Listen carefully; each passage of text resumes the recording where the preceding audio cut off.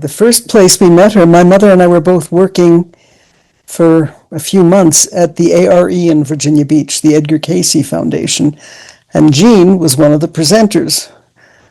And we were some of the, the live-in volunteer staff.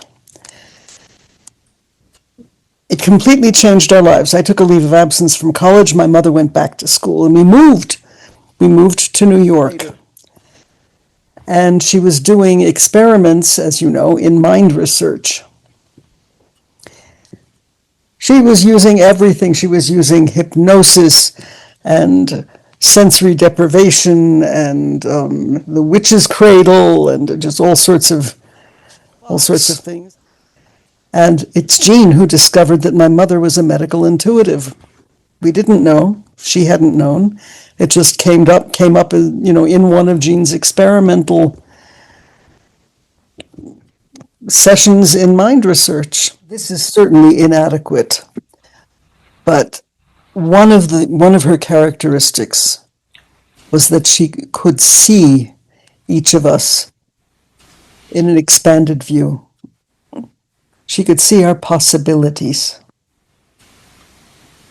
And that was, there's some people who really have to fetch to see a possibility in somebody that hasn't been brought to fruition yet and isn't obvious, but is dormant and is there as a possibility.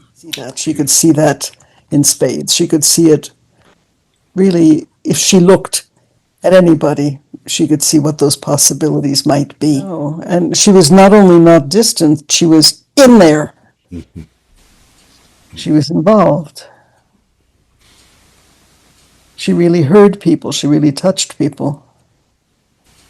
I mean, there was one mystery school weekend that I was scheduled to go, and Zalman had been called away, and Yotam was, there he was.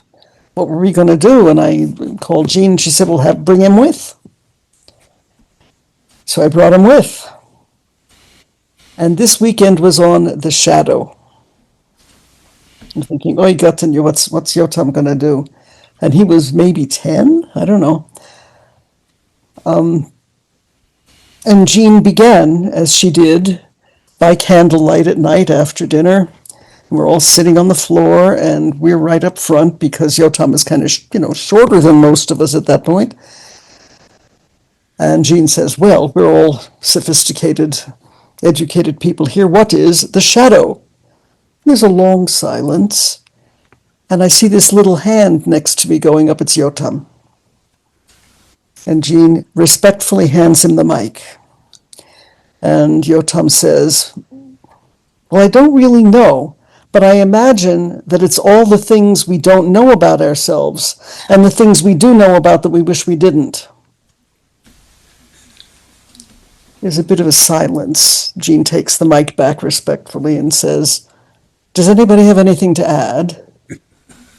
You're doing it. Yeah. It's very hard to imagine the world without her.